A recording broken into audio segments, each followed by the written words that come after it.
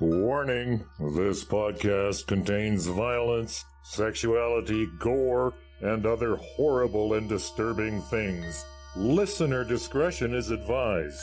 Also, the hosts of this venture are ignorant dipshits, so please do not take anything they say as fact, and enjoy the show.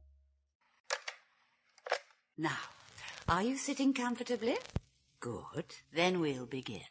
Today we had 15 homicides and 63 violent crimes, as if that's the way it's supposed to be. It is our basic human right to be fucked up. A second plane now has crashed into the other tower of the World Trade Center. Putting chemicals in the water that turn the friggin' frogs gay. The defendant shall be incarcerated for the rest of her natural life with no possibility of parole. You are not machines. You are not cattle. You are men. We were somewhere around Barstow, on the edge of the desert, when the drugs began to take hold.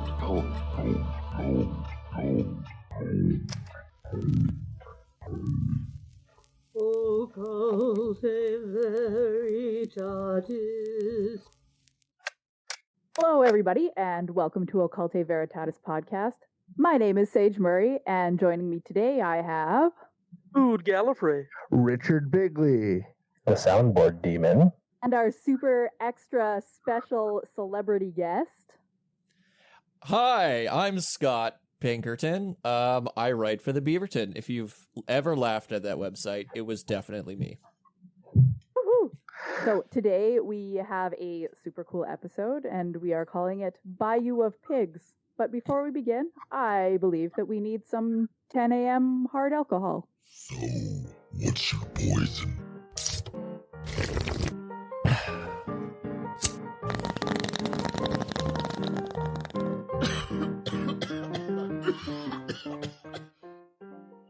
This episode is sponsored by Last Mountain Distillery, Saskatchewan's first microdistillery. Producing over 20 different products from vodka, rum, whiskey, flavored vodka, and liqueurs, they have something for everyone. Their newest seasonal release, Hibiscus Lime Vodka, is sure to be perfect for your newest summer drink. Find their products at your closest local retailer or visit them at www.lastmountaindistillery.com for more information. Well, I mean, it was such a simple operation. There was no big, the involvement was not that great. I mean, all you had to do was take over the police station. We were just wanted to arrive. You know, we already would have had people in place to pick up, like McCorder and also Rastafarians and others who were going to pick us up at the beach or near the landing spot, and then and we would have of course come in late at night when the city is totally shut down, and just gone over to the police station and taken out the police station. No guns fired. No, that's right. Yeah, it shouldn't have been. When we wanted to make sure so everything was okay on the island, and because we certainly weren't quite aware of exactly what was going on the island. He thought, well, we better send somebody down there, and that's when McQuire came into the picture, and she went down to Dominica to give us any last minute reports. And besides that, they would have been totally overpowered because their forces didn't even know how to use that fence. They weren't even trained in using it. All they were trained to do was use Lee Enfields, which were a World War I issue. Alrighty, so we're talking about some Nazi fail sons trying to do some shit.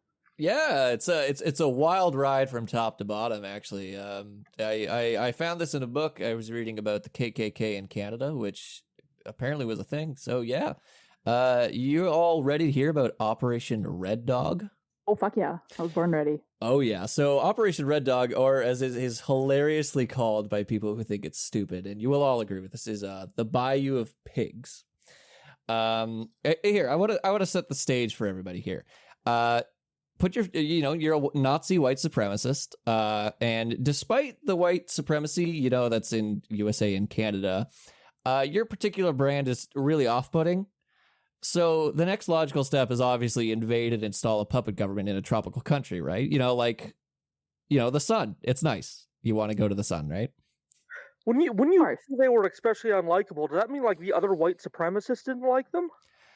Yeah, pretty much. Like, not totally, but a lot of other white supremacists were like, these guys have no idea what they're doing, which is like, talk about low bars. It's probably the lowest bar that you could trip over. So is it kind of like that Venezuelan coup that happened last year where the guy, like, they all got busted, like, as they came in on the shore, and the guy, one guy pissed himself, that sort of thing? Yeah, like how they posted about it on Instagram like a week before. It's pretty much like that. Okay. So like it started in 1981, but the guy who really kicked it off, his name was Mike Perdue. He was a Klansman, a bodybuilder, and he a high school dropout, and he was living in Houston, Texas at this time. Now, he was a known racist in high school. He'd bragged about beating up black people regularly, which is awful. And then he signed up for the Marine Corps in 1968, and he regularly boasted about his career in the Corps. He moved on to fight communism with the CIA, and his long, fruitful career as a paid mercenary for, quote, foreign despots and anybody else who would pay him. But of course, like a real winner. Yeah, he's a real winner, right? Except for this is all lies. He lied about all of that. None of that's true. The reality is 2 weeks after he signed on to the Corps, he was arrested for breaking into a house, and after 7 weeks of basic training, he was kicked out. So never served active duty, although he lied about it his entire career. He spent 11 months in prison for petty theft, and he worked at a psychiatric hospital for a bit. But that's pretty much all we know about him before, like, he started off this yakety sax moment. Mike Perdue. Yeah, he's the main guy of this. There are a couple other guys. It's kind of helpful to figure out that much before he starts this shit show. He was in like groups with like KKK members and neo-Nazis and all that. And like a lot of them did believe him when he said that he did all this shit, including David Duke, who we all probably know as the Grand Wizard of the American KKK in the 70s. Yeah, the guy that Donald Trump can't decide whether he knows or not. Yeah, exactly. You know, it's impossible to remember this guy. You know, he's not memorable in any way. Yeah, so he wasn't directly involved in this, but basically in 1979, Perdue approached him and he kind of gave him this like idea, and he was like, "Well, I'm not going to do this, but here's a couple names and stuff of people for this plan that you're doing." And this plan was to launch a coup of the newly formed government of Dominica. If you don't know where Dominica is, that's okay. It's a very small country. It's not the Dominican Republic, but it's like around that area. And the target was originally going to be Grenada, which in 1979 had a communist revolution. And as we all know from history, that kind of scares the shit out of the USA, right? You know, they've been trying to assassinate Fidel Castro for years using ridiculous Looney Tunes style plans. And they didn't want to fucking another communist nation, right? So Perdue met the ex-prime minister of Grenada, and that guy was like, well, I'm not going to say yes, and I'm not going to say no. So he contacted a Canadian, like, well-known racist. So Canada's a big player in this for everyone. This guy's name was Don Andrews, and he invested in a Dominican coffee company and was thinking about setting up a lumber trade there so they could have, like, a base to, you know, like, survey Grenada. So they were going to set up in Dominica, and they were going to, like, survey Grenada if they could launch an assault from there, right? So they sent a man named Aaron Poley to do reconnaissance. Now I'm saying a lot of names, but I'll keep saying them so it's fresh in your mind. There's a lot of ins and outs of this because a lot of people did not think that it was a good idea after a couple months. Aaron Poley went to Dominica for like surveillance, and he said that it was absolutely devastating because in August of that year there was a change of government. The last person was voted out, and then there was a hurricane. It killed 37 people, you know, left tons of people homeless, and it destroyed a lot of the banana crop, and it was a literal banana republic. So they had 70% of the country's exports was bananas. So, you know, if you're trying to set up a lumber business, I think they got bigger priorities at that point, right? So he's like, well, this place is, you know, destroyed. And Perdue was like, well, that's a good idea. Let's set up there instead of Grenada because, you know, the Grenadian government was openly communist and they had just done a revolution. So they were probably in a fighting spirit. And the place you want to set up a beachhead from was, you know, really vulnerable at this time. So Perdue and Poley, they made another like trip to see what was up together. And they identified that there was a police station that they knew they had to take down. But this is where the problems began because Poley had begun to suspect that Perdue was gay. And no. Yeah, and there was a fight about expense money. The weird thing is, though, that Mike Perdue was actually gay. He was living with his partner at the time, but if you're involved with Nazis in the KKK, that's something you kind of want to hide, right? Yeah, that's not generally something that's on the table for Nazis. Usually that's something that they're interested in, like, eliminating. Yeah, so that was something you wanted to keep under wraps. And you think that the thought of allying with these people to overthrow a government, that would give pause for thought. But not Mike Perdue. So he didn't have a partner because, Polly had left. And he found one in Wolfgang Droege. And I think Droege's how you pronounce the last name. It's Droege, but he's a Nazi. So I kind of don't give the shit to respect him enough. Sounds kind of like a crypto coin, like Dogecoin. Dogecoin? Yeah, oh, yes, I got rich in Wolfgang. I see here that he is a German. So his name would have been Wolfgang Walter Droege, because he's got the Droege? Dog, or the little diareses over, the umlaut over the O. So Droege? Droege. Okay, so actually that kind of sounds cool to say. So I'll say Droege, or, butcher that too. I'm going to butcher that name regardless. But butcher because he's a Nazi. Exactly. So I do want to give a little bit of background on him because there was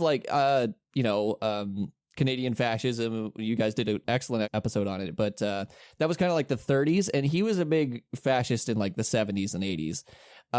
So he had a partner for most of his work named James Alexander McWhorter, and his nickname was Sunshine Boy, which is not a joke. And after David Duke had started like the KKK up in America in the 70s, he basically wanted to start a Canadian KKK. So yeah. If you're wondering about why he's named Sunshine Boy, this is going to be anybody who's Canadian is going to understand this completely. Does anyone know the Toronto Sun? Yeah. Yeah, that is the response I expect from that. So they did a feature in it called The Sunshine Girl, which was like, readers would send in pictures of themselves, in sexy poses and all that, and then they would post it and be like, journalism, right? So a lot of people said that was, misogynistic, which is, it is. So they thought that a very mature response would be have a sunshine boy.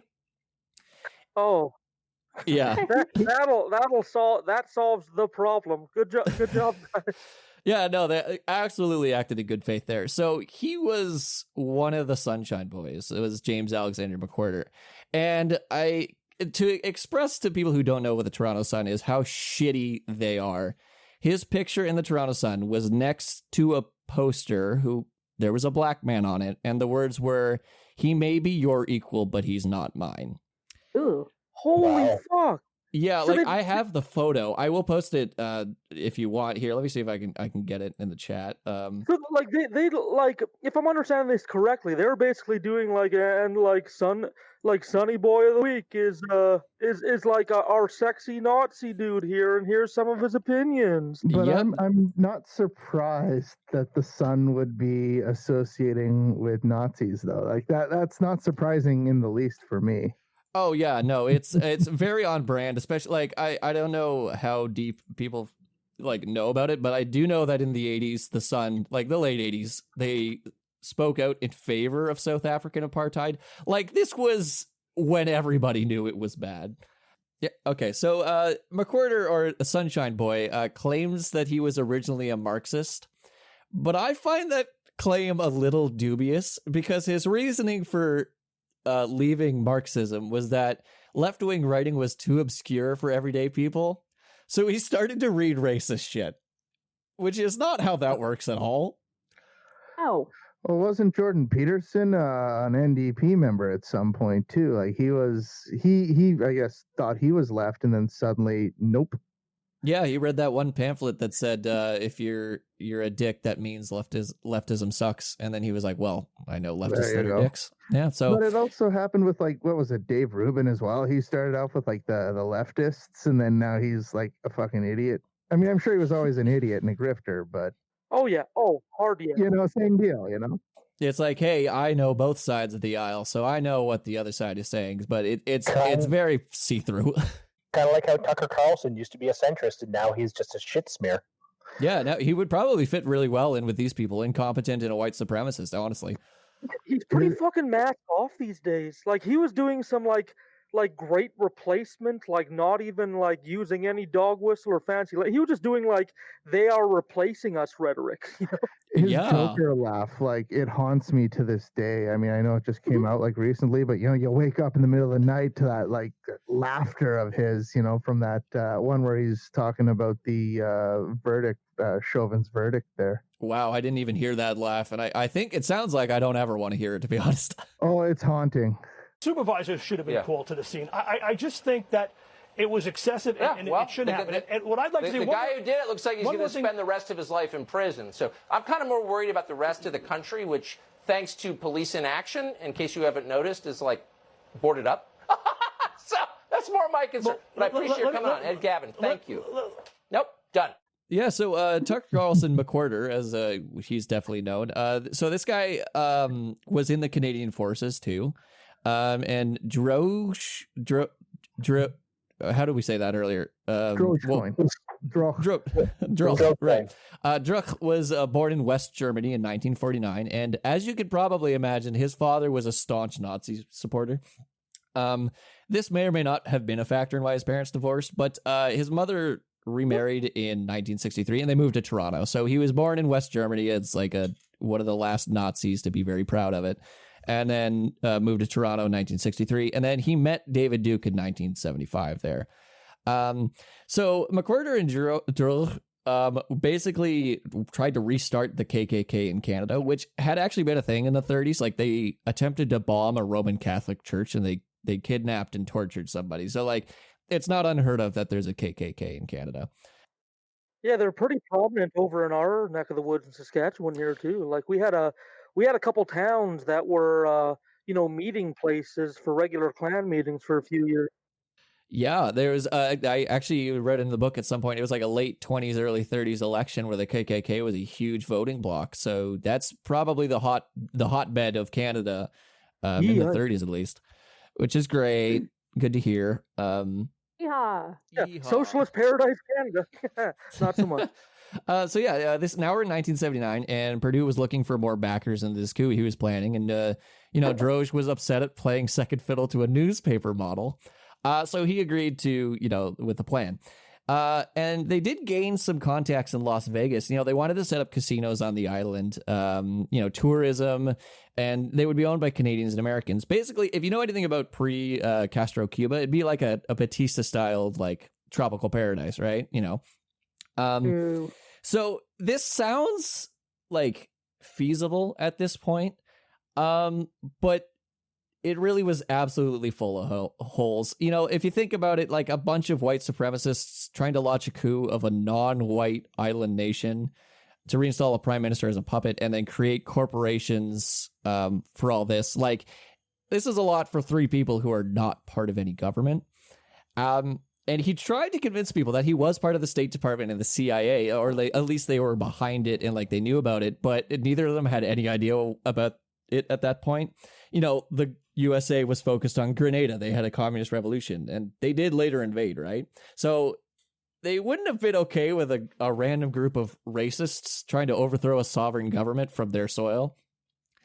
So that basically meant that the investors in Las Vegas, like, they heard about it and they were like, well, we're not fucking doing this shit. This sounds dumb as hell. But that didn't stop them. They kept trying. And they were planning through 1979 and 1980. And one of the prominent Canadian fascists I mentioned earlier, Don Andrews, he dropped out because he said he thought it was stupid. And David Duke actually did think their plan was dumb. He didn't want anything to do with it. Like, he was happy to supply contacts, but he was like, well, this is not going to work. So no thanks. And Droge kept, plodding along. He went to North Carolina. He did a lot of marksman's training. And that was when he was introduced to Purdue. And then he introduced Sunshine Boy. So all three of these merry men of racists agreed to, work together. And Sunshine Boy was going to be like the connection between them, because Droge was going to be between Canada and America. So for this coup, they needed boats, they needed weapons, and they needed a lot more men. Duke had resigned as the KKK leader at this point, and Don Black was happy to supply contacts, and he got involved with it. So, the KKK wasn't completely, hands off. They did help, and they got McWhorter to join the ground force. Originally he was the communications, and now he's like, all right, I'm going to join the ground invasion. But in March of 1981, the first woman prime minister of Dominica, Eugenia Charles, she started giving public speeches about threats to Dominica's security. The leading newspaper in the country just straight up listed Mike Perdue by name and how he was like planning to start a coup. It's amazing. And then there were documents seized of like Dominican officials who were working with them, and they were jailed. So it's basically March 1981. Everybody in Dominica knew that this was going to happen, right? He must have been like, was he trying to like recruit people and like trying to secure funding? And through that, he was just like telling a fuckload of people he was planning a coup? It will become more clear later, but absolutely, he was ready to tell basically anybody who gave the slightest bit of provocation about what he was doing. Like these investors, like he just told them because they needed money, and then they needed to make contacts in Dominica, but that got seized. So he did tell quite a bit of people about this, and as you can see, it's not working out too well. So they should have dropped it at this point, and Perdue kind of wanted to, but Droge knew that they could do it. He was very convinced of the plan for whatever reason. So they sent an associate to check out the island. It was a Torontonian mob enforcer. His name was Charles Yanover. And he agreed, I'll go scope it out for you. And he thought that it was possible for this to happen. Like he saw the situation on the island, and he knew that it was possible. If you wanted to do a coup, you probably could. But he didn't think these were the people to do it. So obviously he stayed on for whatever reason. I'm not quite sure why he stayed on. He basically got arrested at the end, but that's getting ahead of ourselves. So yeah, they wanted to charter a ship from New Orleans so they could get to Dominica. That was the best place to launch off. Yeah, and I do have to point out, apart from the fact that the entire nation of Dominica knew about it, pretty much every racist in Canada and America was aware of this plan. There was an RCMP informant who was telling like this handler, he's like, someone tried to recruit me for a coup. Sunshine Boy had explicitly told a media contact whose name was Gordon Savell, and he reported for the Toronto news station CFTR, and then he reported it to the OPP. So two separate people told the cops about this. And then if you'll remember Arn Poley, the guy who dropped out because he was a homophobe, he was also a police informant and a freelancer for the same radio station as that other guy. But like when it comes to like warfare efforts and forcefully taking over another country government, like the art of surprise has never been a factor, right? Like, oh, absolutely not. No, you tell everybody about your plans. You got confidence, baby.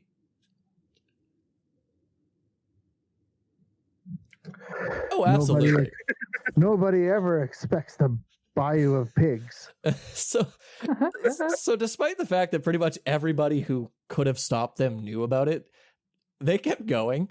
And I have to relay, they met with a ship captain in New Orleans, and this is probably the dumbest thing you could possibly do in this scenario. So Perdue approached the ship captain in New Orleans, and he chose the boat because it displayed a Coast Guard auxiliary decal, which is like a decal for the Coast Guard. So he was like, this guy knows what's up. And at the slightest provocation, he spilled the beans. So he told the ship captain that it was for research on marinas in the Caribbean. And the ship captain was like a seasoned ship captain. So he literally said, don't bullshit me. And then I'm just going to read this quote from a newspaper article I found about it. Quote, he then said, what I really want to do is take 10 men and 60 weapons to the Caribbean and overthrow the country. He had never met me and was telling me the whole plot. Perdue, basically, in all these contacts, tried his CIA covert ops bullshit. So, the captain was immediately like, well, this is very suspicious. And he told, the feds, and they thought it was a joke at first because wouldn't you, to be honest, at this point, like if someone told you that someone just straight up said that, it would be ridiculous to think about. You know what? I do want to actually say that these cops did eventually go, you know what? This is kind of suspicious. So they set up informants at, the ship captains, and they took photos and recordings. And one time, Mike Perdue showed up to a meeting early, agents were installing recording equipment when he walked in, and he picked up a tapping device on his phone. And both of these instances, he had no idea what it was, and he didn't even tell anybody about that. He just was like, oh, I guess they're installing telephone lines, or, oh, there's something weird on my phone. Oh, well, and kept moving. I think they would tell you that in, the Marine Corps or wherever, that might be a little suspicious, but I guess I've never applied, so. Especially since he was in the Marine Corps during the Cold War. Like, fuck. So this is basically, so we're at mid-April now, and Perdue goes up to Toronto for a final meeting with Droge and McWhirter, and they get Gordon Savell, that media contact earlier who was working at a news station, to join this meeting. Oh no. And if you'll remember, Charles Yanover, the guy who went over, said, yeah, we can do this, but not with these people. He was the only person to see a journalist there and go, you know what? I'm not going to attend this meeting, and left. Everybody else who invited the journalist, we're still talking about this plan to overthrow Dominica, wild. Which is a level of ego that I don't think I'll ever reach in my entire life. Yeah, it's pretty ridiculous. So by the end of the meeting, though, Sunshine Boy McWhirter had decided not to join the ground force, which was probably a good idea considering at this point. But he dropped off Droge and another guy who was going along at a bus stop, and they left for Louisiana. And now 2 of the U.S. recruits didn't end up making it to the launch point. They had been arrested a week earlier in Miami because they had illegal guns and explosives. And the reason they were arrested, now this is just a rumor, but I think it's pretty emblematic of the entire thing. There have been accounts that they had planned to bomb an embassy with those weapons. And remember how I said you should know the difference between Dominica and the Dominican Republic earlier? Oh, no. They tried to bomb the Dominican Republic embassy because they assumed it was the one for Dominica. Oh. But that's kind of the run-of-the-mill sort of thing that they would do, It's like if you go to the Four Seasons for a press conference, It's pretty on brand, actually, now that you say it like that. And I also should point out that one of the 2 arrested was an FBI informant. So there were cops crawling everywhere around this. Oh, geez. Oh, God, I forgot how ridiculous this all was. So to nobody's surprise, except for the crew of dipshits who planned this, when they pulled into the parking lot to get loaded onto, the ship, they had a van full of mercenaries and a van full of guns. Surprise, surprise, they were immediately surrounded by cops, and a federal agent was quoted at the time of yelling through a bullhorn, quote, "You're not going to Dominica, you're going to jail," which is just so succinct that I really have to applaud that guy. So that's it. The plot was foiled, but that's not quite the end of the story of these 3 guys, and I would end around here if they simply got, they sentenced, and then, I would say about what they did with the rest of their life, because this was the biggest thing in a lot of their lives. So Perdue, he pleaded guilty, and once Droge saw that, he followed suit, and they were both sentenced to 3 years in prison. But Sunshine Boy McWhirter had a little bit of a longer route, and it's a bit of a weird detour, but it's one that I have to go on. So he was in Canada when it was taking place, and he was, beforehand pretty bold about what was happening. He was quoted as saying, quote, "Dominica needs white order and a white government." And quote, "If you have control of a country, you can make a lot of money. Our purpose was to make a lot of money for white nationalist circles," which is literally telling people that you did it. So he pleaded guilty after he was eventually charged. But the way he got to jail was, so he had been living with a man named Gary Eugene McFarland. This guy would later be imprisoned in 1984 for murdering somebody in a horrific way. I don't need to go into the details, but he left remains by a school parking lot. So this guy was unhinged. Pretty gross, right? So this guy was clearly a problem to live with, and McWhirter recognized that. So while he was on trial for, trying to overthrow a foreign government, he hired a hitman to murder this guy for him. And surprise, surprise, that hitman was a cop, as we should probably all expect by it at this point. So he was arrested for that, and he was sentenced to 8 years in prison, with 5 more on top for his role in this planned coup. And the prime minister who he approved of, like the former prime minister of Dominica, he approved of and he knew it was going to happen. He was sentenced to 12 years in prison in Dominica in 1985. So yeah, it's really a bumbling effort from beginning to end. And I do kind of want to end on like a bit of a happy note. It's going to be a little bit muddled. Droge would like go in and out of prison for a while, and he would deal drugs, and he died in 2005 because a paranoid cocaine customer, like they shot him to death. So he was murdered. I don't know what happened to Purdue. There was a Medium article I found that said he tried to keep conning people until he died from organ failure in 1989. But him continuing to lie is believable, and organ failure is pretty much how most people die. So I think that's what happened to him. The guy, Don Black, who helped all this, he was the guy who launched Stormfront in 1995. So, you know, fascism kept going. It wasn't the death knell for that, as we could probably all like agree on. But there is kind of a good note about Sunshine Boy. Once he got out of prison, he was released on parole, and he turned down an offer from Droge to work in Heritage Front, which was a far-right fascist group. He wrote books about marketing under a different pen name, and he eventually did get caught. He was like, well, weren't you the guy who tried to do this? And then he said, yeah, I'm a different person now. I'm sorry for everything I've done, which doesn't necessarily absolve him, but he at least tried to agree to something different. And he started eating raw food exclusively, which seems to be a weird thing to do, but I guess it saved him from throat cancer, he claims. So, yeah, that's how his story ends. Oh, and also Ron Paul might have known about all of this, but we don't know for sure, which is a weird fact I had to throw in. Like presidential candidate Ron Paul? Presidential candidate Ron Paul. The only reason that we think so is because I think it was either McWhorter or Droge. They said that he knew about it, and he was never subpoenaed, so we don't really know. He could have just been lying. Mm-hmm. But I feel like that's oddly specific to just throw out there. So, who knows? Fun fact, on the Wikipedia article for Wolfgang Druch,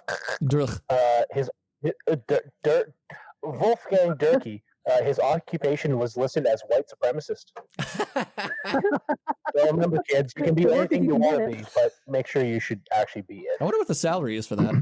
I wonder, like, do you need like qualifications? Like, do you got to go to like white supremacist school, or do you have to like, you know, is there like, I don't know, some sort of white supremacist professional association that, you know, has like a code of ethics or something that I don't know. Because the first cop union in the U.S. in Portland was actually the first, I guess, elected president was a legit Nazi. Oh wow, that's a surprising fact that no other things have pointed to in recent years. That's You'd never that's fun. Guessed it, eh? Imagine my surprise. Oh, it's ridiculous. Although you do have to be one of the cops who wasn't an infiltrator in this. That's the one thing that, you know, if you tried to stop a coup, that's the only thing that doesn't make you an occupied white nationalist.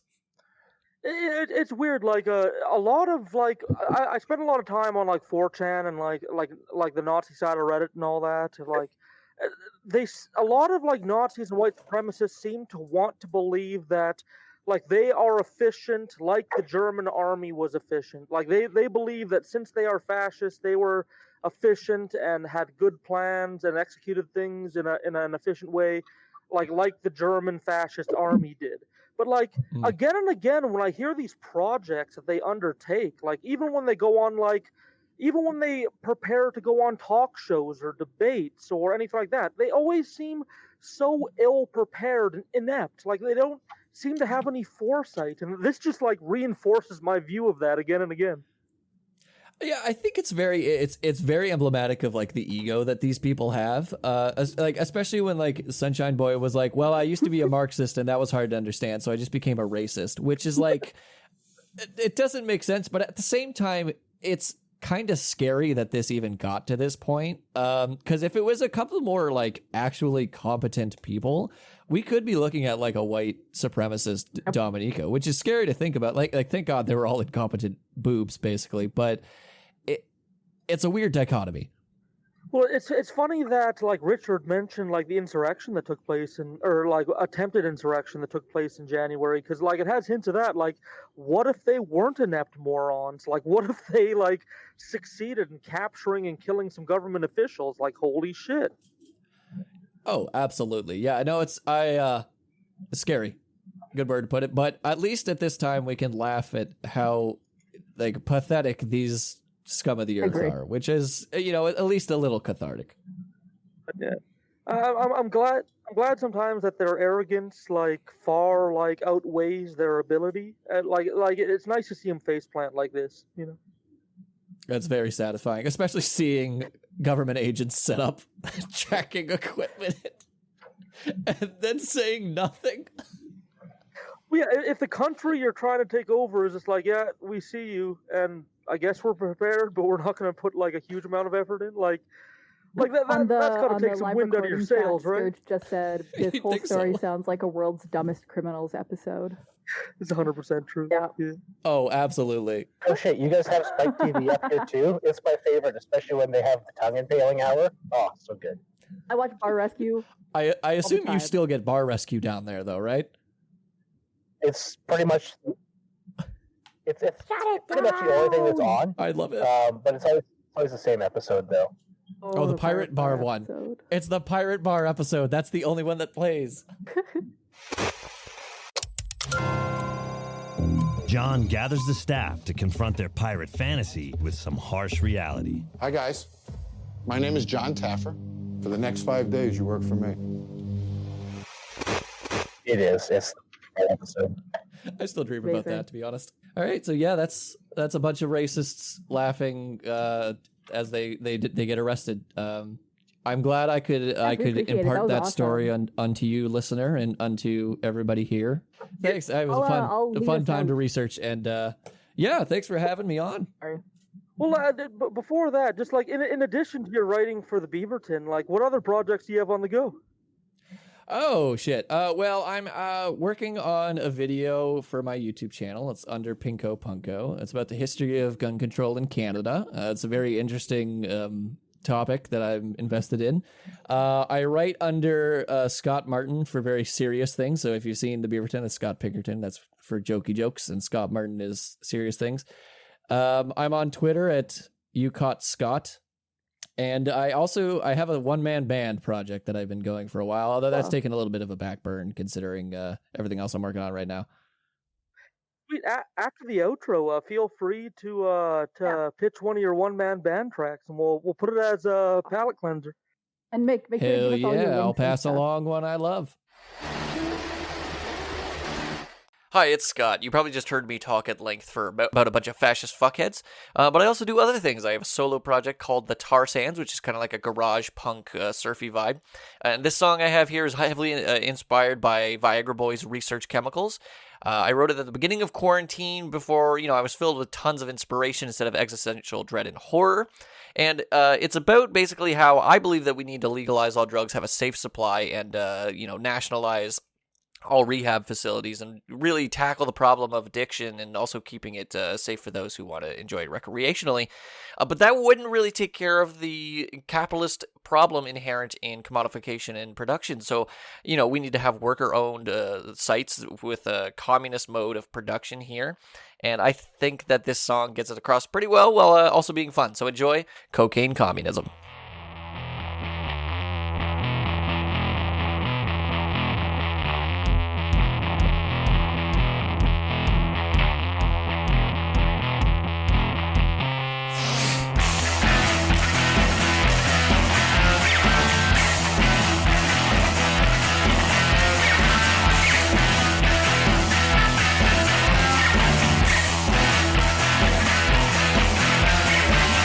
Sweet cocaine feels amazing.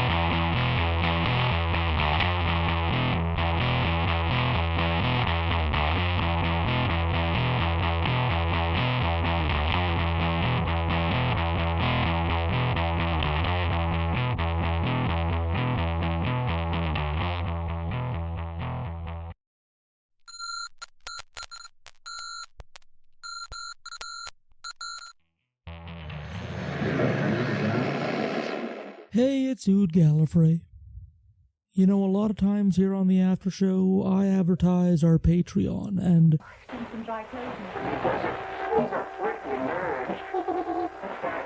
Hello? Hello? Am I coming through? Hello, I am Richard Bigley, and like Max Headroom, I've hijacked the after show. It's the Richard Bigley after show. And we got some fan mail, so I'm just going to read it here. I've got a QAnon-related theory I wanted to run by you guys and see what you think. I think it all comes down to cognitive dissonance.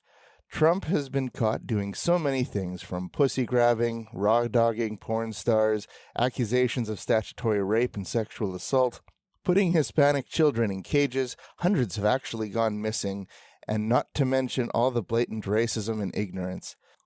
These QAnon and die-hard Trump supporters love him because he made all of the disgusting shit they think mainstream and seemingly legitimized their racism. Deep down, these people know that they are racist, etc., but they don't want to admit it that much, less give up their newfound messiah of ignorance.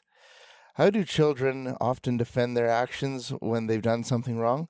They'll say, well, Billy did this, and that's much worse. So how are these Trumpers going to defend their prophet of prejudice? They come up with ways to make the left look so much worse than Trump. Trump is putting kids in cages and raping women? Well, the left is kidnapping and sacrificing children to Satan to stay young. That's so much worse. And I don't know if any of that makes sense the way I'm wording it. I watched the new HBO docuseries about QAnon and 8chan and had a little bit of a realization. It's probably not a good idea to attempt to think like those people. Thanks for writing in. I hope I didn't read your email and butcher it too badly, but I suppose that's part of the Richard Bigley charm. I also watched the HBO documentary Q Into the Storm. It was really well done, and I believe that Cullen Hoback deserves all sorts of praise for it. If you haven't seen it, certainly go out, watch it. Really, really good. It's like 6 hours. It's a really good deep dive into this whole QAnon thing. Anyway, I do like that you brought up cognitive dissonance. I guess for listeners who may not know what cognitive dissonance is, it's a discomfort you feel when you hold two conflicting beliefs or that your actions are in conflict with your beliefs. So now cognitive dissonance isn't an automatic response or automatic feeling, as the belief holder must be aware that there's an inconsistency in order to experience cognitive dissonance. So For example, if they don't see their belief as inconsistent, then they won't experience that discomfort. So, for example, let's take a Second Amendment right to bear arms fan who also backs the blue, which is a phrase used by people who unquestionably support the actions of police and other law enforcement. Now, there doesn't seem to be any contradiction in these two ideas initially. However, some rudimentary analysis would show that if the government were to take away your right to bear arms, it would be the police showing up at your door to take your guns away. Would you still be backing the blue while they revoked your Second Amendment rights? Well, of course, if that analysis hadn't been done by the belief holder, they wouldn't actually experience cognitive dissonance. So I think part of QAnon, in my opinion, is that additional analysis on your beliefs haven't actually been done or has been done very poorly, and therefore many adherents don't actually know that they are holding contradictory beliefs. Once you do experience cognitive dissonance, our tendency is to try to resolve this in different ways. For example, you can change your behavior. So if you're a smoker and you like know that smoking is harmful for you, then you would take steps to stop smoking. You're changing your actions to become consistent with your belief, and you're taking the efforts to do that. The alternative to that would be to, instead of changing your actions, changing your beliefs. So now if you take a smoker who holds the belief that smoking is unhealthy, they simply change the belief, and now smoking is no longer unhealthy. Included in this is also disregarding information that doesn't support your beliefs. So like the smoker may claim that recent findings about smoking are actually inconclusive. After all, in the 1930s, cigarette brand Lucky Strikes had over 20,000 doctors recommend them. QAnon adherents kind of get a little bit into this. Trump was to be reinstated January 6th, then March 4th, then sometime in May, then sometime in August. Well, for sure sometime after his speaking tour with Bill O'Reilly. Like they just kind of keep moving the goalposts. They kind of change their beliefs about when Trump is going to be reinstated, even though that's just not going to happen. The alternative response is to try to justify your beliefs and behavior. So, for example, a pregnant smoker may justify smoking during pregnancy by stating that it would stress and harm the fetus, and so therefore they'll continue smoking to avoid stressing the fetus. Now, research in this topic shows that there's many health benefits to both the parent and the fetus during and after the pregnancy for when you quit smoking while pregnant. But the pregnancy smoker nevertheless feels justified in their actions now. I'm doing it, not to stress the fetus. You also kind of touched a bit about that with QAnon, and the whole satanic blood drinking pedophile thing. Where it's like, well, what Trump did was questionable, but the satanic pedophiles are so much worse. They feel justified in this now, even though it's just a collective fantasy and completely not real. So yeah, I say you're right that there is certainly an element of cognitive dissonance among QAnon adherents. And so with that, I'm going to conclude this transmission.